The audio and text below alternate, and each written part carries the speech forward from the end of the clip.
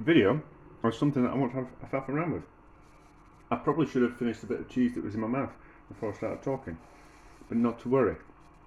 So, I want to see how much cheese we can put on to some pasta. That's not a very good explanation, because you can put lots of cheese on pasta.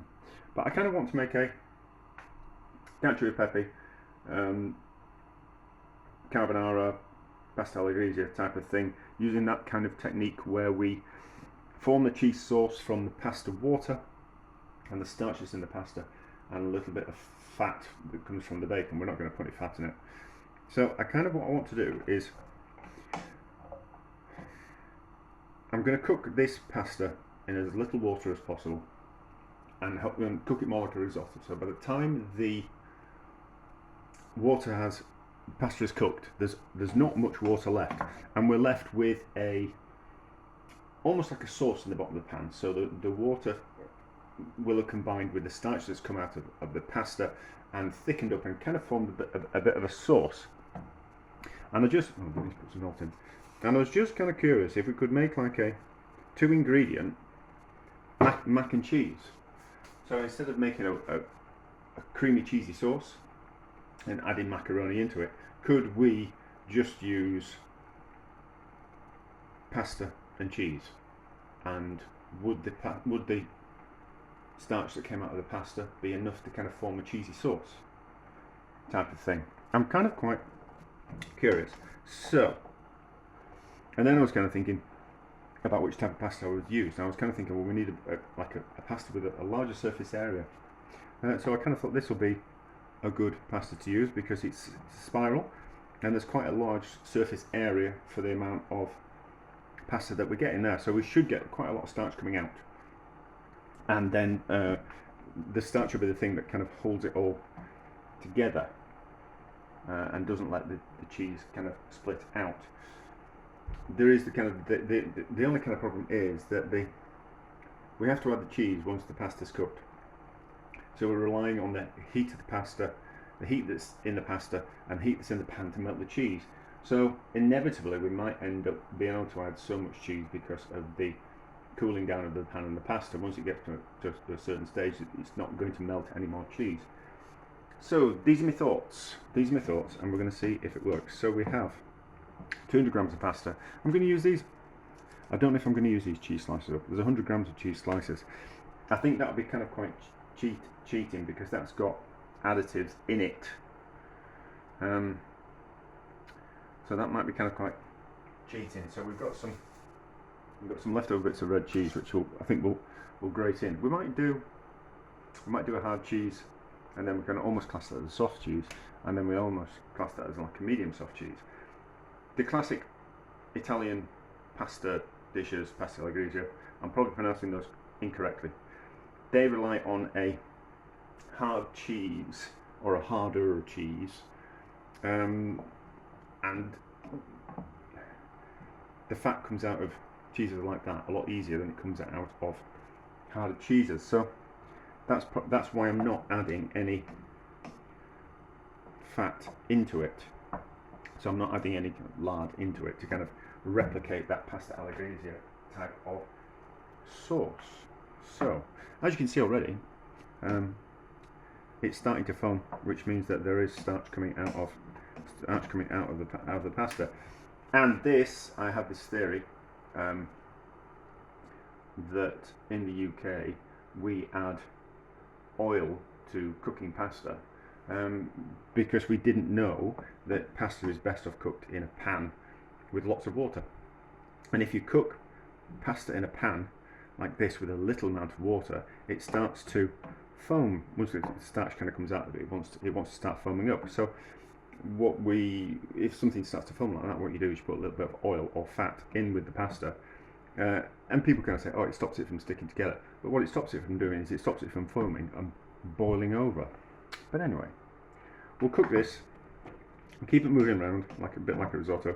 We'll keep adding in a bit more water as and when we need it, but it's already started to go cloudy, has that. So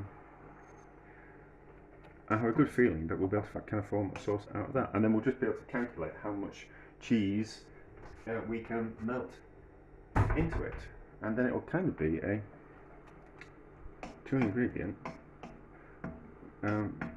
macaroni and cheese. Yeah, so, and then I was kind of thinking, I'm using that pasta for that reason, because I'm thinking the more starch will come out of it.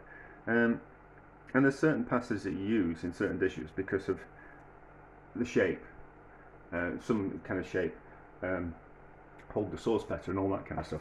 And so, but I was kind of thinking about, I am using the right pasta for this mac and cheese because I want a pasta with quite a large surface area for as much starch to come out of the pasta as possible.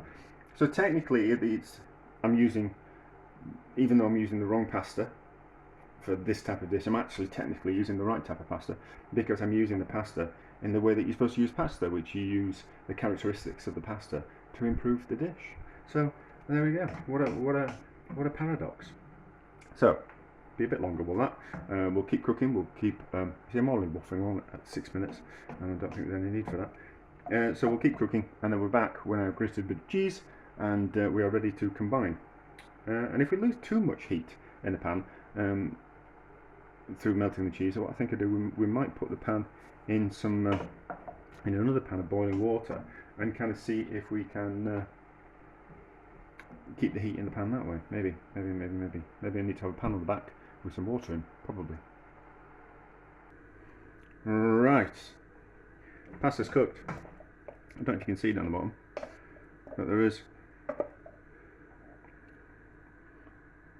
a bit of a gloopy sauce down the bottom of that. I put some pepper in as well. So just in the bottom of the pan. Can you see it there? See that? Yeah. So that's as close as we're going to get. So heat off. There's 150 grams worth of cheese here. Let's add these. Didn't grate particularly well. Let's just add the thicker bits. So we'll put in about 75 grams. And then start to stir and see what happens. Might not work. It might. It might just all clump up. It might need some fat in it, but we'll see. Starting to get a bit of sauce down the bottom of the pan. Big lumps of cheese are starting to melt. Moving it around, we're going to get that emulsification from the sauce. And do you know, I think this is working. This seems to be working. That is working. I don't know how long it'll hold together. I might need to. Right, so in all intents and purposes, this has worked. We have a cheesy sauce that hasn't split yet. So we have a 2-ingredient mac and cheese there. We're not counting the salt and the pepper as ingredients, but that is certainly a cheese sauce. Now, that's pretty good, isn't it? How much cheese can we put in that? Can we put some more in? Can we put some more in? There's a lump of cheese that's not melted. Let's not be too critical. Let's not be too critical. I don't know if we need that pan on the back so we can turn off the gas. But for all intents and purposes, that has worked. So we'll just weigh that to see how much cheese. So I reckon we put in what, about 100 grams worth of cheese, something like that. Just weigh that. Yeah, about 100 grams worth of cheese. So we can successfully melt in 100 grams worth of cheese into that pasta, and we can make a 2-ingredient mac and cheese. It's not dripping in sauce.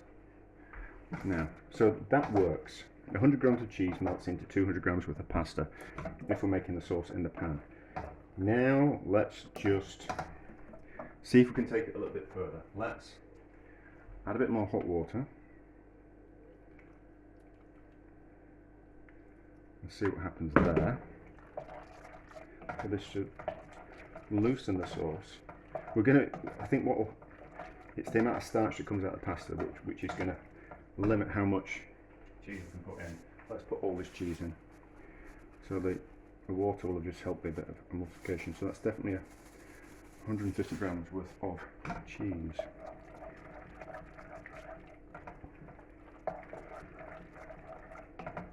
It's not dripping in sauce like a mac and cheese, but we have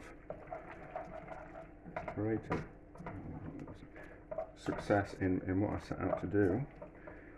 Yeah, so the heat in the pan and the starch in the pasta is going to limit how much cheese we can melt into there and kind of form a sauce. So already that's starting to slow down with the amount of cheese that it's wanting to melt. But that's worked, hasn't it? That's worked. Do you know, that's 1 pan, 2 ingredient mac and cheese. It's not macaroni, but it's pasta with cheese, isn't it? And a cheesy sauce. There we go. That's worked, isn't it? Let's put a cheese slice in. Let's put a cheese slice in and see how this cheese slice melts. Maybe we should take a picture first. I'll take a picture. We just needed a picture for the thumbnail. There's only me. So what happens when we put this cheese slices in? Out of curiosity, I can't be bothered creating any more cheese. And while I've got these cheese slices, we'll see what happens if they melt into this.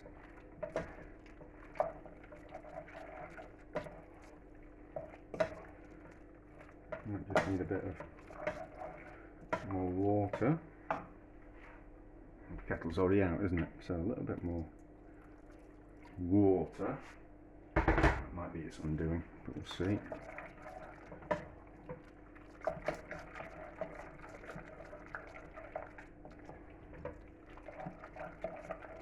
Yeah, so as we're stirring it, what we're doing is the same principle as risotto. We are getting the starch to come out of the pasta. So if we just, that's a gentle heat. So if I had the gas on, it would be quite a vicious heat, but just having it in a pan of hot water will heat up the bottom of the pan gently, and then we'll just be able to carry on the melting process. So even putting cheese slices in there works. There we go. A success! Look at that. That's quite remarkable, isn't it? We could probably get away with just using cheese slices if you're really kind of quite desperate. That's even better, isn't it? Then we're getting away with another one. And we get away with another one. I'm really quite impressed with this, you know. Not a lot of things in life impress me. I like going to see birds of prey flying about and doing tricks and things. I quite like seeing birds of prey doing amazing things. I like birds of prey flying around an arena. I think that's amazing. And I like really impressive fireworks. And I like really low flying aircraft. So, but they don't do that anymore because we had an air disaster in the UK. So they stopped all the low flying aircraft displays, which was a terrible tragedy. So it kind of put the dampers on that. But I once saw a Spitfire fly low and fast the first year of a show near me, and it was so impressive. There we go. Look at that. Look at that. Isn't that impressive? Might as well put the oven in.